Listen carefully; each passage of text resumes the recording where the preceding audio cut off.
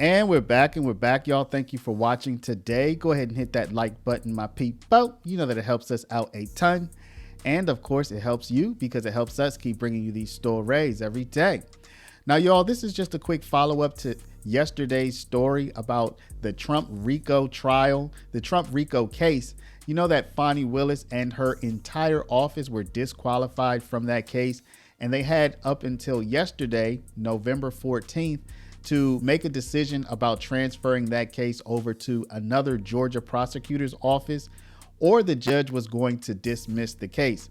Now, Fani did transfer the Trump RICO to another Georgia attorney's office, a prosecutor named Peter Skandalakis.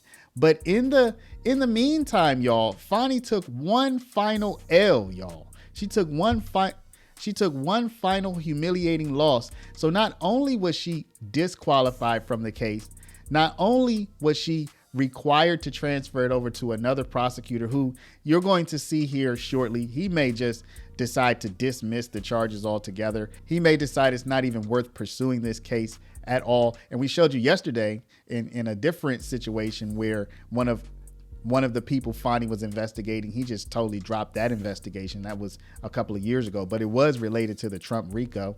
So she's transferring this case, y'all. And in one final humiliation, the judge dismissed some of the charges that she brought against Trump and company, y'all. So Fani just cannot stop losing, y'all. Let's go ahead and get into it. But before we do, y'all, we are launching our official Patreon. So if you want to be a founding member on our Patreon, we have just 222 slots, y'all. If you want to be a founding member, go down, click the very first link in the description, and you're going to feel good about this, y'all, because believe it or not, we are an actual paralegal school, and we help people get their paralegal certificate and get working in the paralegal field. And all of the proceeds from our Patreon, when you enroll as a founding member, all of that is going to go to scholarships for people who would like to study at our institute, y'all. So click that first link down in the description. Join us as a founding member, y'all. This deal will not come back. Now let's get into the story. The judge overseeing the election interference case against President Trump and several other co-defendants has dismissed three charges connected to the indictment.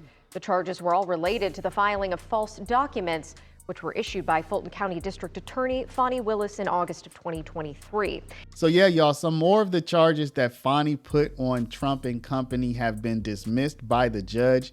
And now the whole file is in the hands of Peter Skandalakis, who has a pretty good reputation in the Georgia legal scene. He has taken on high profile cases before, but he also, again, he's kind of known as a no-nonsense type of actor, y'all, that if he doesn't think that this case should move forward for this reason or that reason, y'all, there are various reasons why, and we'll see that here shortly. There are various reasons why he may think this case shouldn't go forward. And his reputation is he's not just going to try to move it forward based on politics or due to some kind of personal feeling or vendetta, but that he is a serious prosecutor who's going to look at this case and make a professional decision. So the head of search for a new prosecutor, Peter Skandalakis, will now be heading up the prosecution. What do we need to know about him, and how did he end up in this position?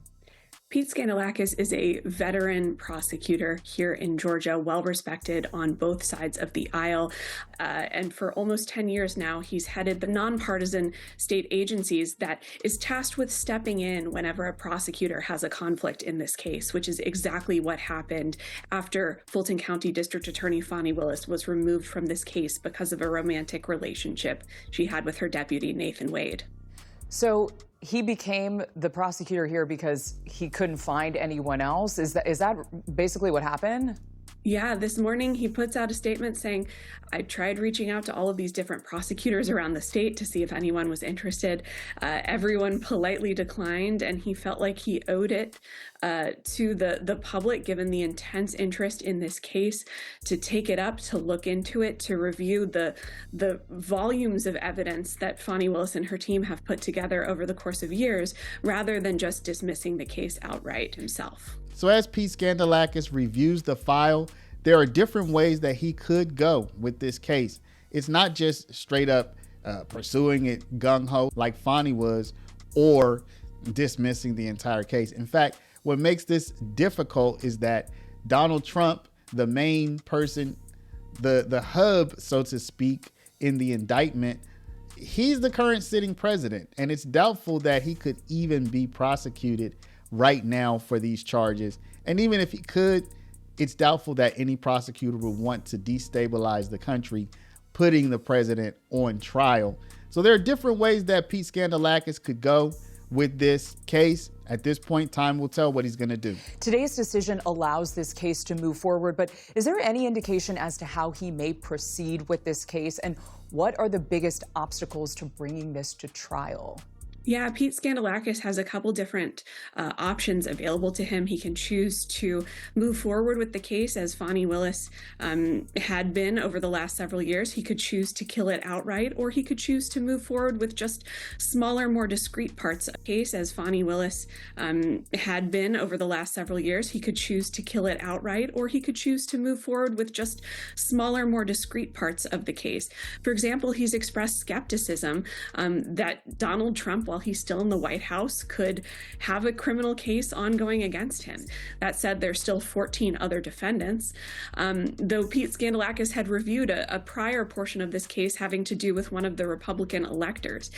He said he felt like it was not merited. I think at this point, it's most likely to say that if he chooses to move forward at all, it will be a more tailored, slimmed down case, if he wants to at all. So yeah, y'all, Fani, she just can't stop losing, y'all, even as she's transferring this file over to somebody else. Just one last loss for your girl, Fani Willis. Somehow I feel like Fani's going to figure out a way to wiggle her way back into this, y'all. You know that she has a Senate hearing coming up in mid-December. She skipped out on her hearing from a couple of days ago, saying that apparently her lawyer had a conflict, a timing conflict. So they rescheduled it. She's supposed to go before the Georgia State Senate, and who's going to get into all of her dirty deeds with Nathan Wade, or at least that's the billing. You know, they've been negotiating what they're going to talk about. So Fani's lawyers will probably want to minimize the dirty deed talking, but we'll be covering that. But somehow, y'all, I feel like Fani's going to somehow wiggle her way back into this whole Trump thing, y'all. I just feel like she's not done, y'all. Fani, she seems to like the limelight. And frankly, it's probably good for her, y'all, because Fani, she's not too proud to beg, y'all. Fani will go out there and ask for money. And whenever she can get her name and her profile out there, it's going to help her with fundraising. We done seen Fani taking trips. We done seen Fani riding around with private security, three SUVs of private security just to go get some tacos. So you know Fani need them dollars, right? So y'all let me know, what do you think? What do you think Pete Skandalakis is going to do? Is he just going to dismiss this whole thing? Is he going to pursue certain people but not Trump? That would probably open up the cases he does pursue to a challenge under selective prosecution. Let me know down in the comments, y'all. But before you do, please stop, hit the share button, share this video out over email, text message, WhatsApp, Facebook, Snapchat, Instagram, all your favorite social mediums. And of course, if you're not a subscriber, please do subscribe. Y'all check out our Patreon down in the description. We appreciate it if you support the channel. Thank y'all for watching. Love y'all, and we'll see you back in the next one.